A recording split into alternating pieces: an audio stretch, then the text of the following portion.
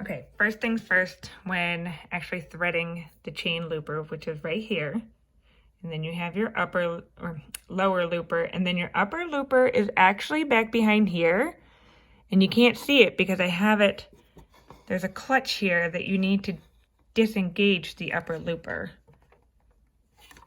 And I can never remember how to actually work this. I have to look at the direction. But anyways, this clutch brings up your upper looper when you need it, but you don't need it. Make sure that that is disengaged, okay? All right, now we're gonna go ahead and thread the chain stitch looper. All right. So I have my thread coming out over here, and then it needs to come down along here. And then there's another hook back here.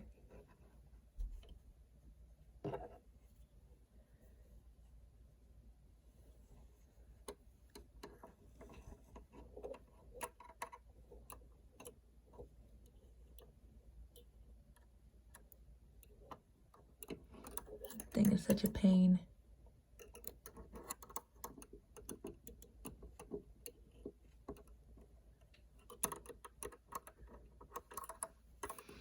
Sometimes I can get it right away, and other times I can't.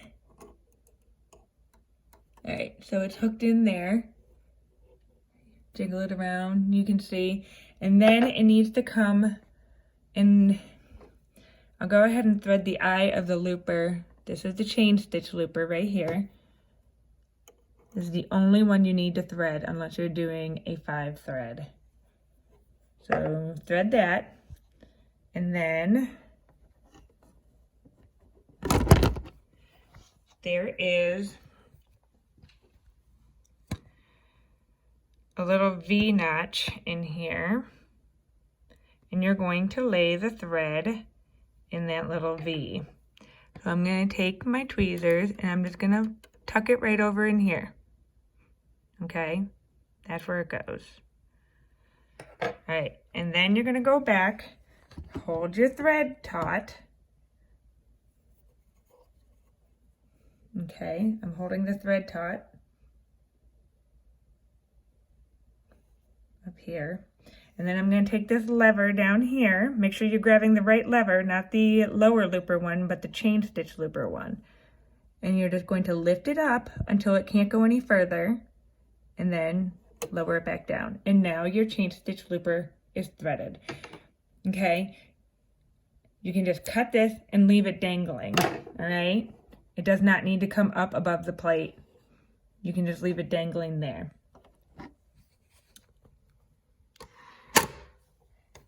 And then close it. And then you have your needle threads. I have my right and center needle in right now. So you just follow the yellow and the blue path, okay? Come down, all right? They each go through these right here, this and this. And then you can look at the diagram to see which little holes they need to go in.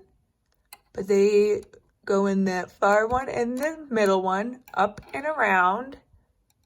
Okay, up and around up here.